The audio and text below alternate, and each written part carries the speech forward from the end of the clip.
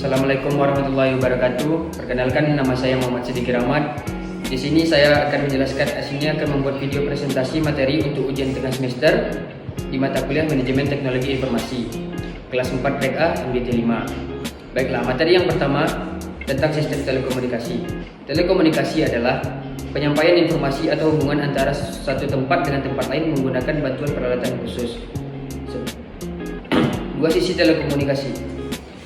Sisi telekomunikasi terdiri dari dua, yaitu pengirim informasi yaitu transmitter of information. Dalam telekomunikasi, pemancar atau pemancar radio ialah perangkat elektronik yang menggunakan gelombang radio menggunakan antena. Pemancar itu membantu arus bolak-balik frekuensi radio yang lalu diterapkan pada antena. Selanjutnya, penerima informasi. Sistem telekomunikasi harus melakukan hal-hal tersebut.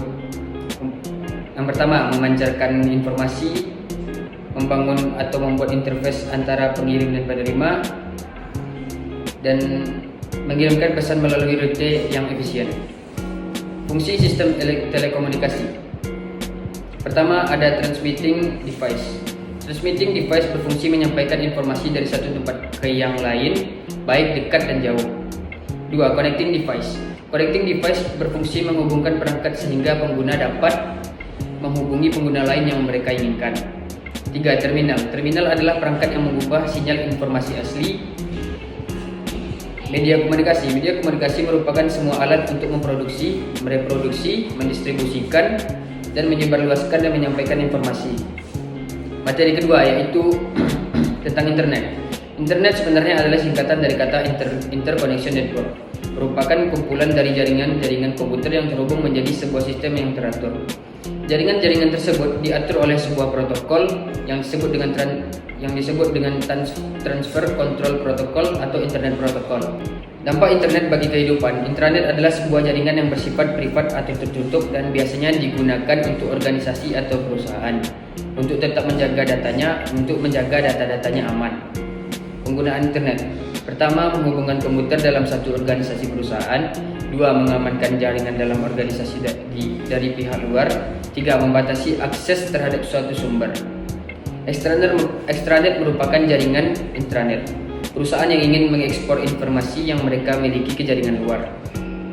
Fungsi utama extranet adalah mempermudah pertukaran data dalam skala besar dari suatu perusahaan ke perusahaan lain. Materi ketiga yaitu tentang karakteristik sistem informasi fungsional.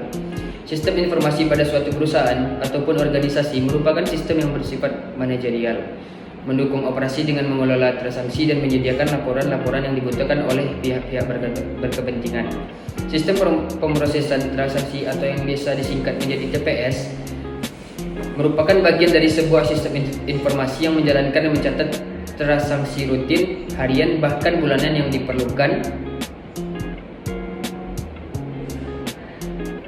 untuk menjalankan sebuah bisnis. Contohnya adalah seperti memasukkan pesanan pada sebuah transaksi penjualan, pemesanan, penggajian karyawan, pencatatan karyawan, dan pengiriman sebuah barang. Konsep penjualan yaitu sebuah konsep yang memfokuskan atau lebih dominan ke bidang penjualan.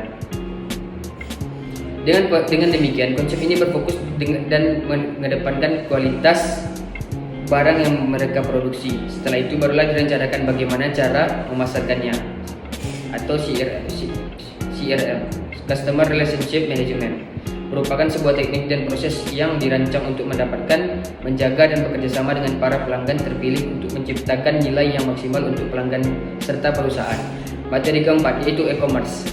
E-commerce adalah proses pembelian dan penjualan atau pertukaran produk, layanan, dan informasi melalui jaringan komputer termasuk internet. Jenis e-commerce ada 7. Pertama, business to business. 2, business to consumer. 3, consumer to consumer. Consumer to consumer. 4, consumer to business.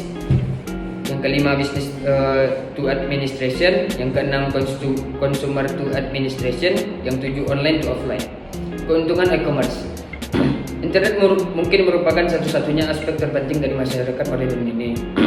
Ini memainkan peran utama dalam segala hal, mulai dari wacana politik dan pendidikan tinggi. hingga cara kita menjalankan diri dan bisnis kita. Maka tidak mengherankan bahwa beralih ke model e-commerce hadir dengan keuntungan signifikan. E-commerce menghilangkan kebutuhan untuk toko fisik dan memungkinkan bisnis memperluas basis pelanggan mereka. Batasan dan kegagalan e-commerce. Meskipun awalnya mungkin tampak seperti e-commerce akan menyelesaikan semua masalah bisnis Anda, ada kelemahan untuk beralih dari lokasi fisik ke toko online. Banyak konsumen masih lebih menyukai sentuhan pribadi dan hubungan yang terbentuk di toko pinggir jalan. Penelitian pasar. Penelitian pasar atau riset pasar adalah proses sistematis untuk mengumpulkan, menganalisis, dan menafsirkan informasi.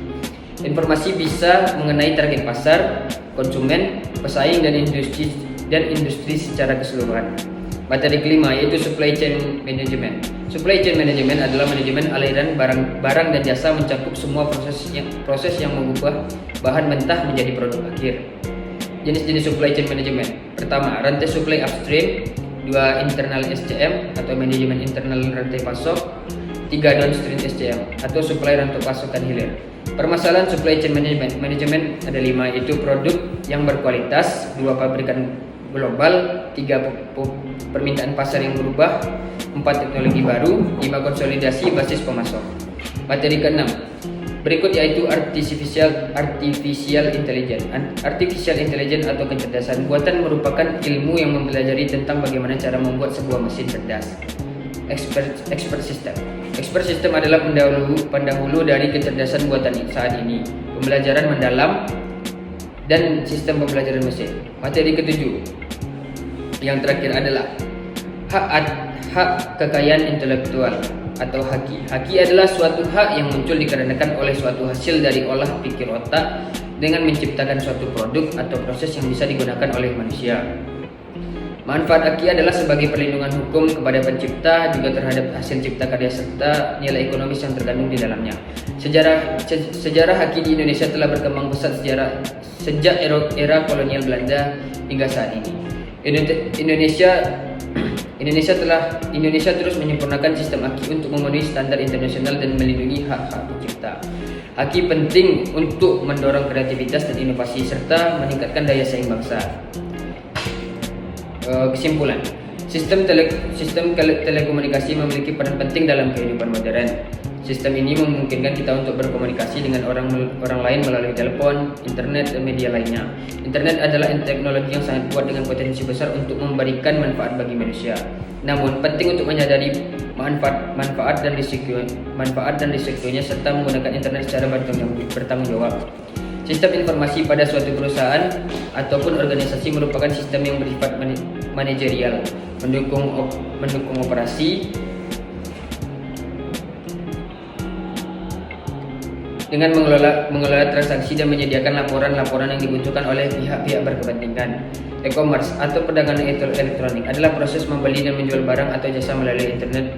E-commerce telah berkembang pesat dalam beberapa tahun terakhir dan menjadi cara yang populer bagi orang untuk belanja. Supply chain management adalah sebuah proses yang mengelola aliran barang dan jasa dari hulu ke hilir, mulai dari bahan baku hingga produk akhir sampai ke tangan konsumen. Artificial Intelligence AI atau kecerdasan buatan merupakan bidang ilmu komputer yang berfokus pada pembuatan mesin yang cerdas yang dapat berpikir dan bertindak seperti manusia. Hak atas kekayaan intelektual atau haki adalah hak yang diberikan kepada pencipta atas hasil karyanya yang bersifat intelektual. Sekian presentasi saya. Mohon maaf jika ada kesalahan yang sengaja atau tidak sengaja dan kekurangan. Saya akhiri. Wassalamualaikum warahmatullahi wabarakatuh.